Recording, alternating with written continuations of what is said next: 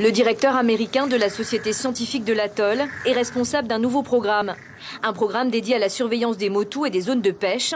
L'accord prévoit aussi d'impliquer davantage les sociétés de charter dans la préservation de l'environnement. Il y a toutes les choses dedans. Il y a les plantes, l'oiseau, l'archéologie et aussi la participation de la communauté de Tahiti et Moorea pour l'éducation des enfants. Ça c'est important. Ça c'est vraiment important parce que c'est pas possible de gérer la conservation ici sans la communauté. Ça c'est vraiment important. Le centre travaille en partenariat avec le CRIOB sur le projet d'élevage de larves de poissons et de coraux pour repeupler le lagon. Toutes les espèces de poissons sans exception sont concernées. Le corail, qui a beaucoup souffert du climat ces 10 dernières années, est encouragé à se reproduire soit avec ses œufs, soit avec ses fragments.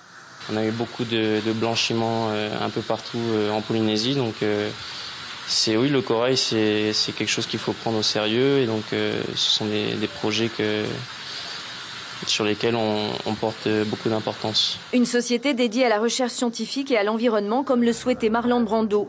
4 guides travaillent ici toute l'année pour véhiculer le message à travers des visites touristiques éducatives. L'idée principale en fait des tours, c'est de leur faire comprendre et de partager en fait avec eux tout ce qui concerne la vie marine en fait qu'on a sur Tetiaroa, qui est une vie marine très riche. On essaie de les sensibiliser aussi par rapport à la végétation qu'on a, et surtout aussi par rapport à la vie des oiseaux et des tortues. Vous avez le sentiment que ça fonctionne?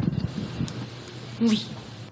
Tetiaroa Society a déjà réussi à éradiquer le moustique tigré du motu de l'hôtel Brando, un exploit scientifique qui a fait le tour du monde. Objectif, conserver la réputation mondiale de l'atoll de paradis préservé.